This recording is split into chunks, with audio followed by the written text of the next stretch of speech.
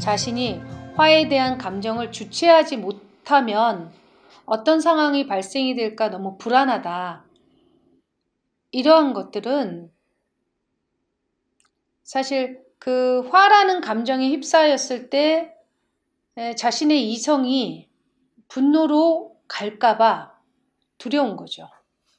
그 분노의 상황에서 어떠한 일들이 자신도 모르게 자신의 감정이 표출이 돼서 무슨 상황들이 엉망으로 될까봐 이게 두려운 거죠. 화가 자신의 이성을 통제하지 못한다면 화를 바라보는 자가 아니라 화에 먹힌 자가 되는 거예요. 이성이 통제가 되지 않을 때 사실 무슨 일이 일어날지 모르죠. 그래서 화를 내지 않는다면 또 무슨 일이 일어날까요?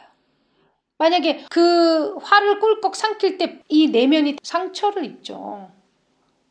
나중에는 화가 들어와도 마비가 되죠.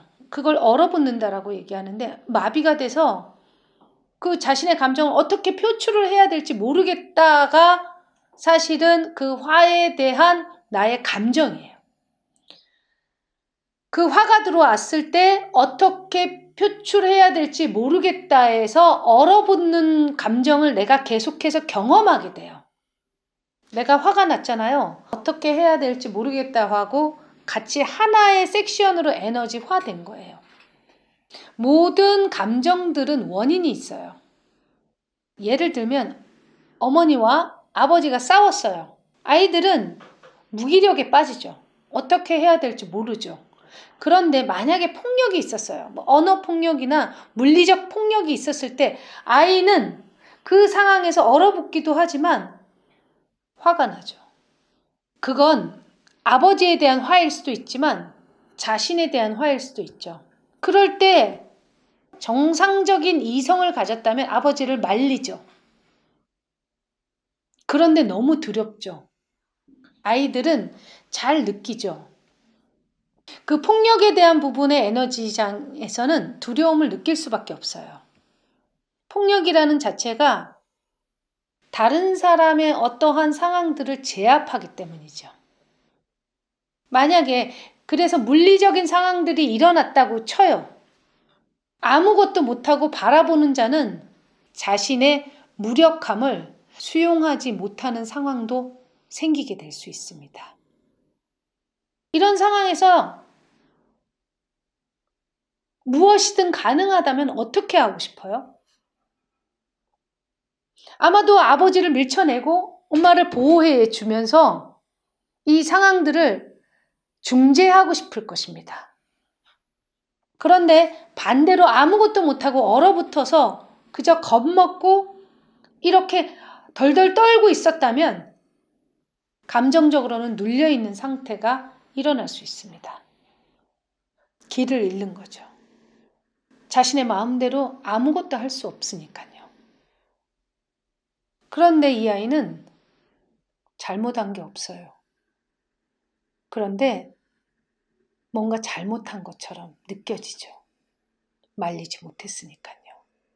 진짜 원하는 건 말리고 싶었지만 용기를 내지 못했던 자신을 도저히 용서하지 못하거나 수용하지 못하거나 이런 상황들에 대해서 눈치를 계속 보면서 흘러가거나 그래서 얼어붙어서 아무것도 못하는 상황이 됐을 때는 자신의 감정에 갇혀버립니다. 표현하지 못하죠. 다른 사람들의 일어나는 일들을 자기가 죄책감을 가지면서 모두 자기 탓인 것 같은 느낌을 갖게 되죠. 모든 원인은 시작이 있어요. 사람들이 일어나는 자신의 사건의 시작점을 보지 않고 계속 얼어붙고 죄책감을 가지니까 기도를 하죠.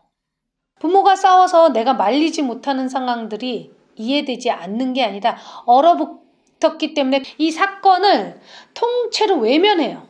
이해할 수 없다를 가지고 같은 경험을 거듭 하는 것은 우리가 뭔가 풀어야 될 숙제가 있다라는 거예요. 그리고 우리는 이러한 사건을 통해서 성장하게 되죠. 그러한 화를 통제하지 못하는 자신에 대해서 먼저 이해해야 돼요. 그럴 땐 바라보는 자로 존재해야 돼요. 모든 것은 선택입니다. 내가 감정에 빠지거나 얼어붙어서 감정을 제대로 사용하지 못한다면 제대로 된 인간관계를 맺지 못해요.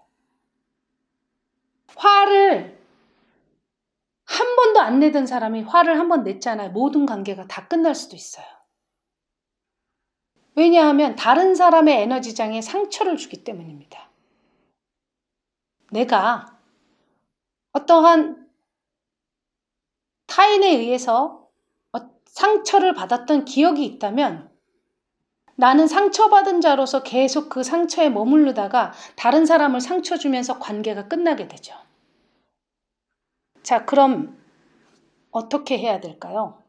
내가 화를 내면 내 감정을 제대로 주체하지 못해서 어떠한 비이성적인 상황이 발생될까봐 두렵다가 내가 갖고 있는 감정입니다. 화와 두렵다가 한 쌍인 거예요. 그러나 내가 지금 화를 내지 않는 건 내 이성을 제대로 통제하고 싶다라는 거죠. 그래서 해결점을 찾고 있는 건데 멈춰 있는 겁니다. 내 감정이 얼어붙어 있는 시작점이 무엇인가 보셔야 합니다. 그리고 나는 어떻게 하고 싶었나. 그러나 그때는 그렇게밖에 할 수 없었던 상황을 수용해야 합니다. 왜냐하면 그 화가 나는 에너지를 어떻게 사용해야 하는지 우리가 배우지 못했기 때문이죠. 그리고 그 화를 내는 대상도 그러했을 것입니다. 그래서 우리는 우리의 감정의 주인으로 살아갈 수 있게끔 연습하고 훈련해서 선택의 주인으로 살아가야 되는 것입니다. 모두 감정의 주인으로서 잘 살아가시길 바라겠습니다.